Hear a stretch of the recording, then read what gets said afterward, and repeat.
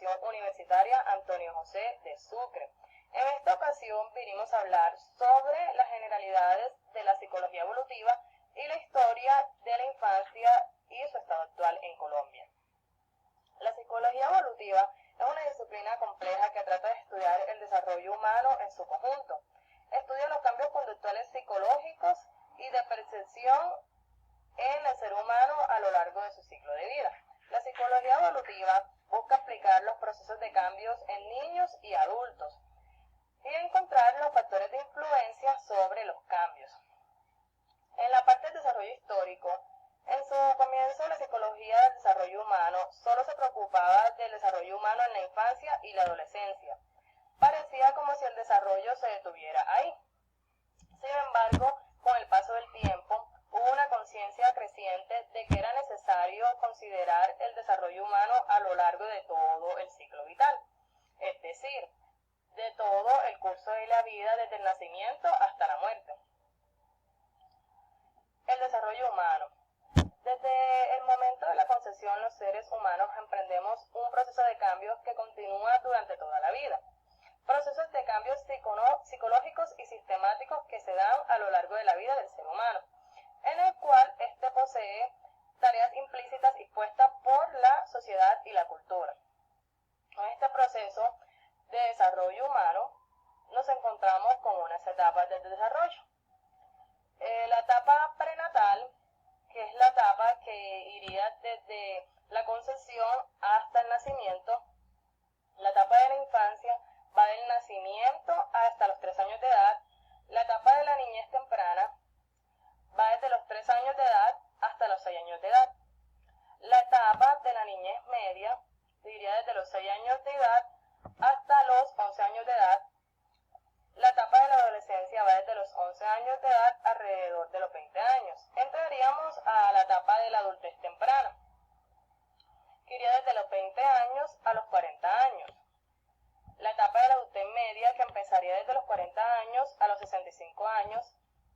Y la etapa de la adultez tardía, que sería desde los 65 años de edad y más adelante. En el contexto del desarrollo humano, vemos uno histórico, uno cultural, uno socioeconómico y uno étnico. En el histórico, todo lo referente a la época en que vivimos.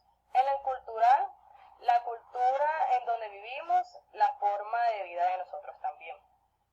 Lo socioeconómico, la clase social y las relaciones sociales.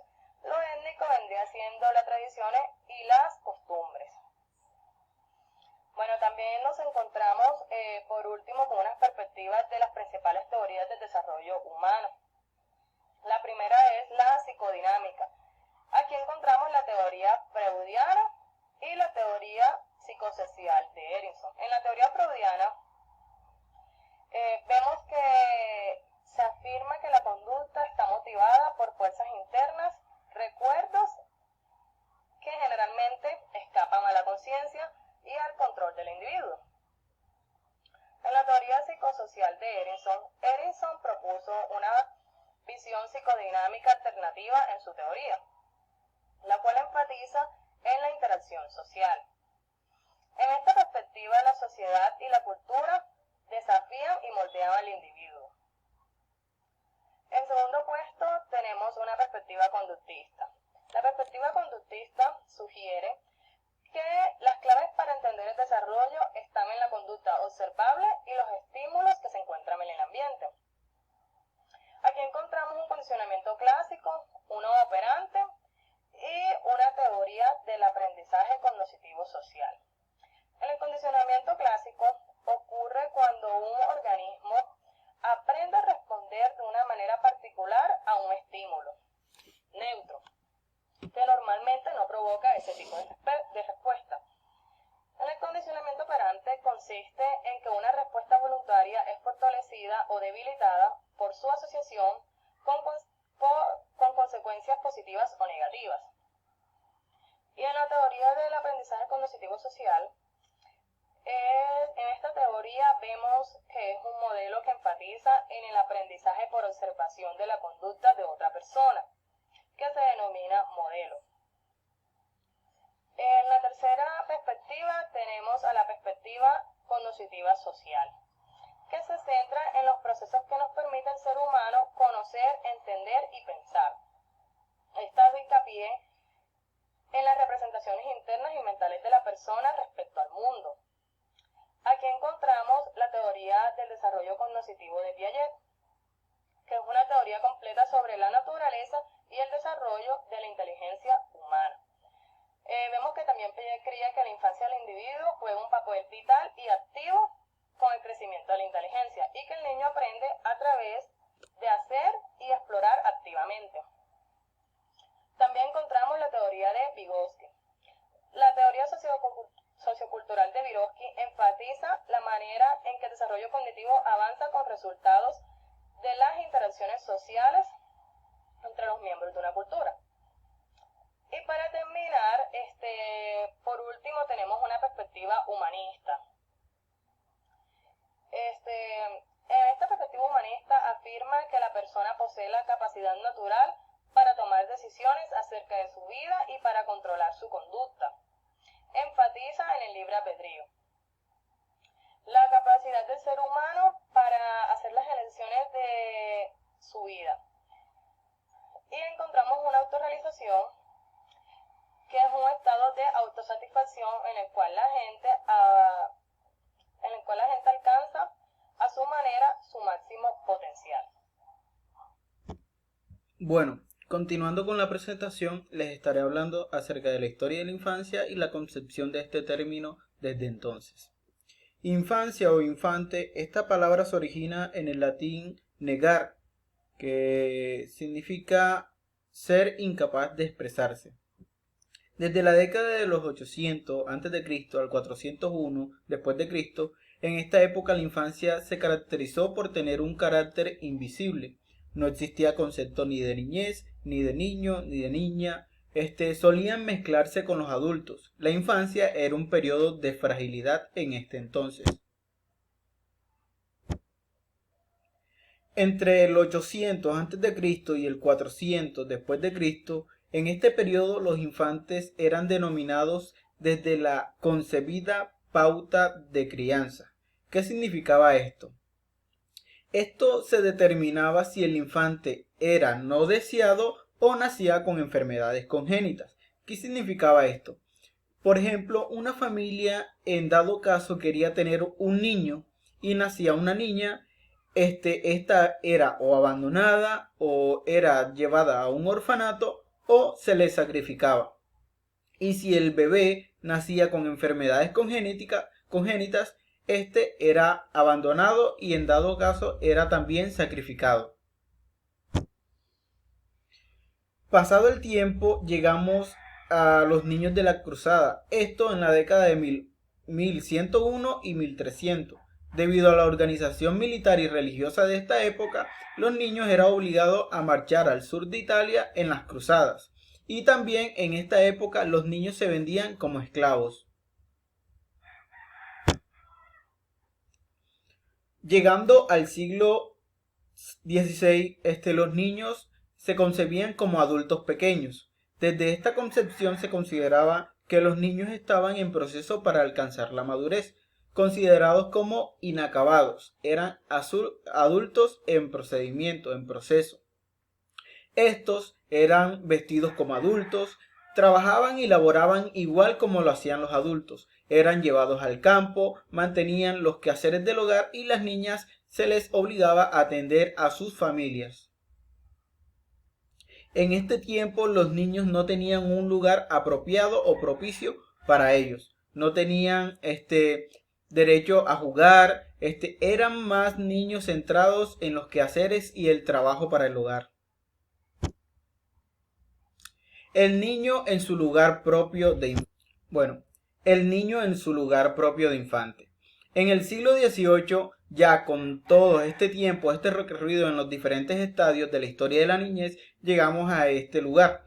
En este instante se le atribuye un lugar de infante, considerando que el niño tiene sus propias características, las cuales implican amarlo y comprenderlo tal como es.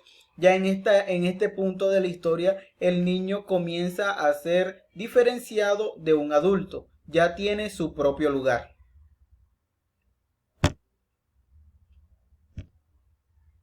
Debido a los cambios que ya venían surgiendo desde estas épocas, ya viene la concepción del niño escolar. En este punto, a los niños, a la niñez, se le abre una oportunidad de educarse con nuevas proyecciones. En esto vemos la organización educativa y científica.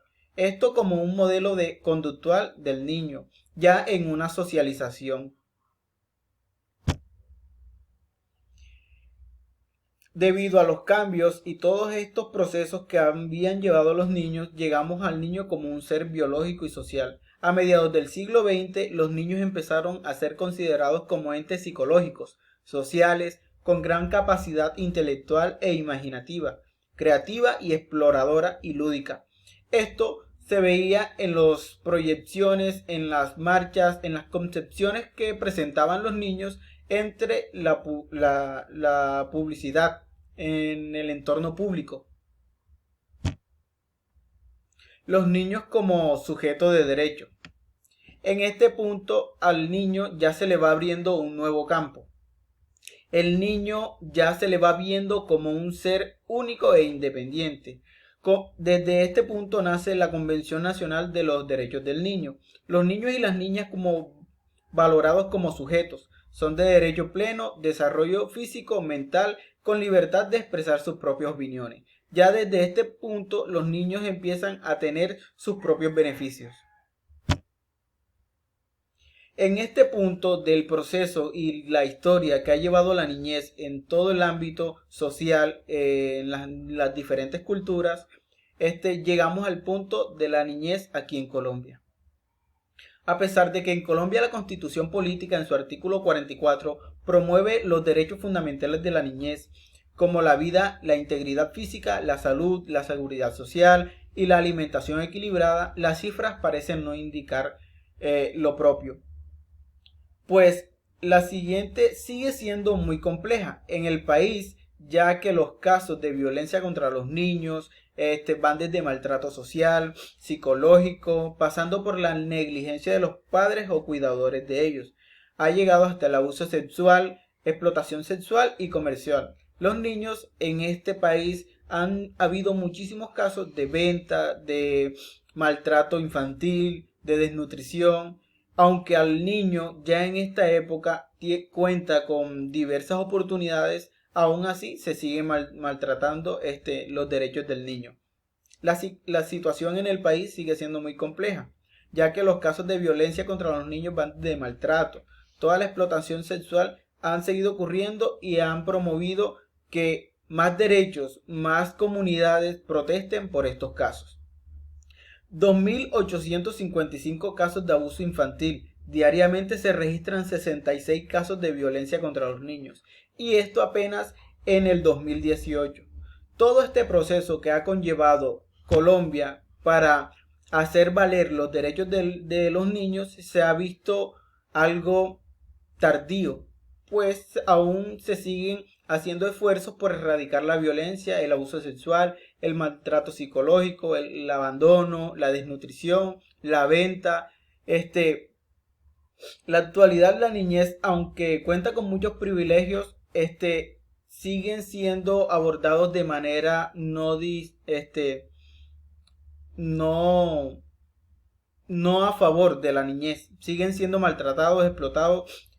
Vemos aquí el caso de Colombia, desde los usos que daban las fuerzas paramilitares para llevar a los niños a la guerra. Eran secuestrados y arrancados de sus familias. Son temas que en la actualidad siguen siendo tema de controversia. Y aún se sigue luchando porque los deberes de los niños y los derechos de los niños se hagan valer. Muchas gracias.